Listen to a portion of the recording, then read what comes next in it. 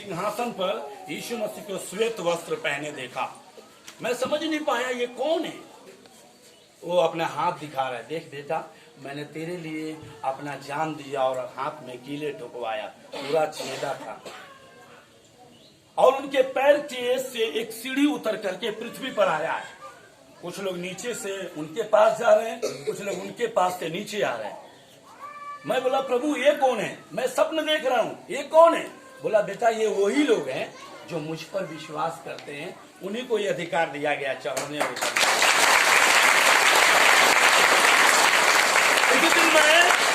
उसी दिन मैं मॉर्निंग में सुबह के समय में उठा और अपनी मम्मी को ये सपने बताया कि मम्मी ऐसा ऐसा बात है, मैंने यीशु मसीह को देखा है। मेरी मम्मी बोली तू पागल हो गया है, तू तो कभी चर्च गया नहीं, बाइबल छुआ नहीं, गीत गाया नहीं, प्रार्थना किया नहीं, तो ये कैसे देख लिया? ध्यान देंगे। मैं बोला बस मैं देखा हूँ। वो बोली ठीक है, मैं तुझे अपने पास्टर जी के पास, जो मेरे अगुए हैं, हमारी आवाज सुन रहे हैं ना, हाँ इसीलिए मैं माइक रख दिया हूँ। उसको पकड़ता हूँ तो मुझे लगता है कि कोई बांध दिया है। ठीक है, मैं फ्री, मैं चर्च में ब्लूटूथ से प्रचार करता हूँ, ब्लूटूथ मेरे कान में लगा रहता है, तो इसलिए मैं हाथ को फ्री रखता हूँ। तो ध्यान देंगे, इधर इधर मैं ऑर्डर बोलूंगा, आपको सुनाई देंगे। तो ध्यान देंगे, इधर देखेंगे। ठीक है, अभी हंसेंगे, फिर रोएंगे, फिर हंसेंगे, ठीक है, सब काम करूंगा मैं। आवाज नहीं जा रही है पीछे? अच्छा माइक से बोले, मतलब मैं बंद जाऊं भाई सोच रहे हैं।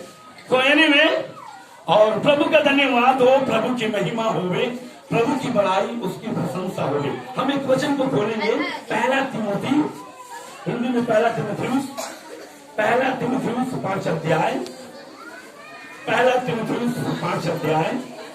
जिनके पास बाइबल है ओपन योर बाइबल, अपने अपने बाइबल को खोलें जिनके पास बाइबल है। पहला तिमोथेयुस 5 अध्याय का 17वां पद। नया नियम में है मत्ती, मरकुस, लूका, यूहन्ना, संतों का काम, उसके बाद है आगे रोमियो, उसके बाद है पहला दूसरा कुरिन्थी, इफिसियों, कुलुसियों, फिलिपियों, उसके बाद आगे जाइए पहला तिमोथेयुस 5 अध्याय। मोबाइल को बंद कर दीजिए, हमारी एक रूल है, यदि मेरा बजेगा तो फेंक दीजिएगा जंगल में। यदि मेरा फोन बज जाए, आपको सुनाई दे आवाज, तो इसको उठाकर फेंक दीजिएगा, परमिशन है, ठीक है।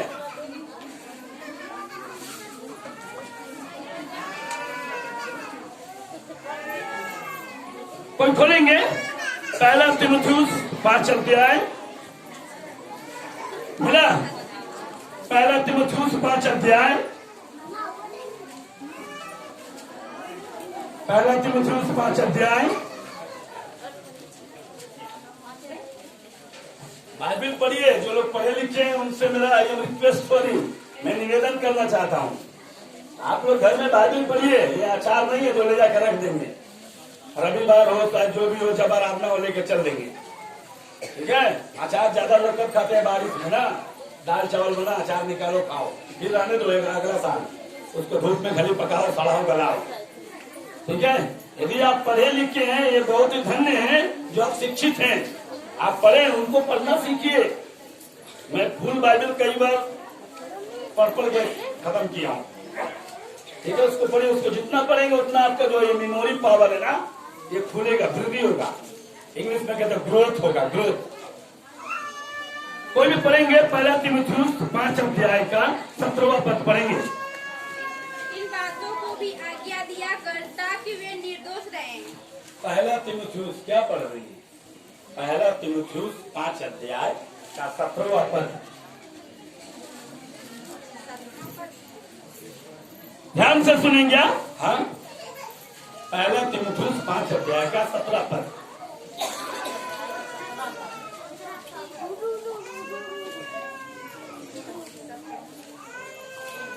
जो प्राचीन अच्छा प्रबंध करते हैं। इधर सुनिएगा, इधर ध्यान से ताली मत बजाएगा, पहले ध्यान से सुनिए, ठीक है।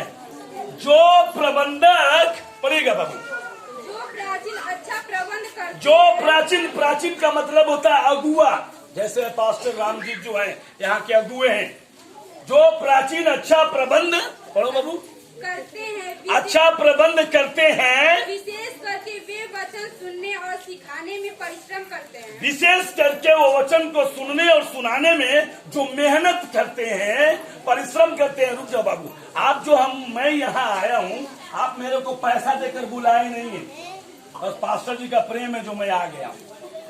ऑलरेडी मैं रात को आजमगढ़ से पानी में भीग कर आया हूँ 9 बजे रात को। मैं ऑलरेडी थका था। जब वो कॉल किया मैं रिसीव किया हूँ और बोला हाँ बताइए। बोला सर ऐसा बात है, आना है आपको, हमारे 40 दिन कल फास्टिंग प्रेयर खत्म होगा। बोला जरूर आऊंगा। फिर खाना खाने के बाद मैं रात को ही बाइबल स्टडी करना शुरू किया। 11:30 बजे रात को सोया हूँ मैं, थके हालत में भी। आप मेरे को सैलरी नहीं दे रहे, लेकिन वहाँ एक बात कहता है, पढ़ो बाबू एक बार फिर से शुरू से 17वां। जो प्राचीन अच्छा प्रबंध करते हैं, जो प्राचीन, जो अगुआ, जो पास्टर जो है, वो अच्छा प्रबंध जो करते हैं, विशेष करके वे वचन विशेष करके वे जो वचन को सुनने और सिखाने में परिश्रम करते हैं। सुनने और सिखाने में परिश्रम करते हैं। 2 गुना आदर के योग्य समझे। कितने गुना? 2 गुना। कितने गुना? कितने गुना? कितने गुना? फिर तो बोलिए कितना गुना? 2 गुने आदर के योग्य समझे जाएं। Hallelujah, hallelujah. कितने? 2 गुने, मतलब अभी जो आप करते हैं उसका डबल। किसी ने आपको 20 रुपया दिया तो उसका डबल कितना हुआ? हाँ, डबल, 2 गुने।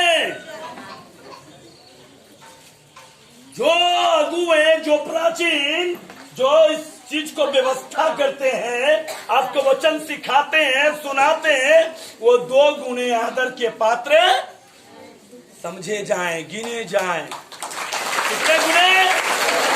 कितने गुने? 2 गुने।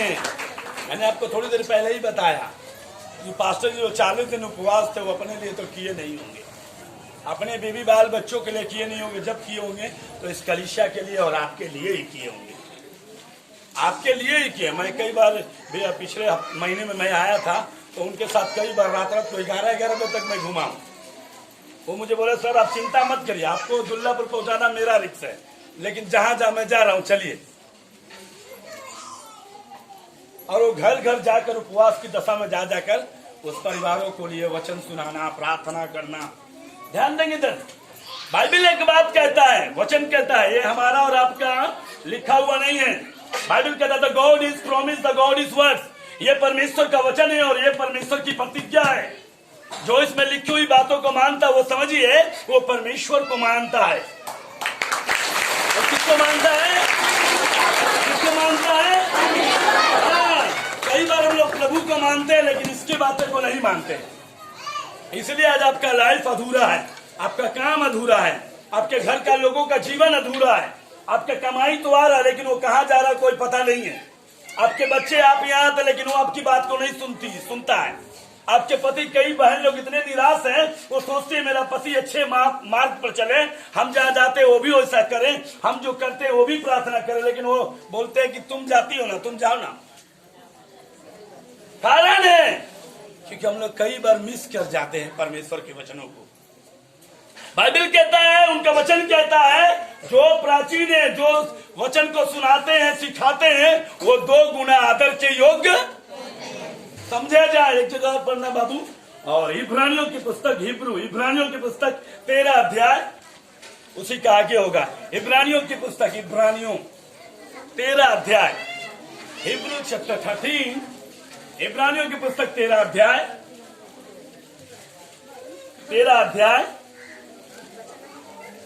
17 आपको पढ़िएगा इसका भी। अपने अगुओं की आज्ञा मानो, अपने अपने अगुओं की आज्ञा मानो और उनके अधीन रहो। और क्या रहो?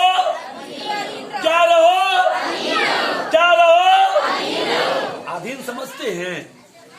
बोलिए कोई बहन लोग, अधीन का मतलब है? उनके अंडर मतलब उनकी आज्ञा मानना। और कोई?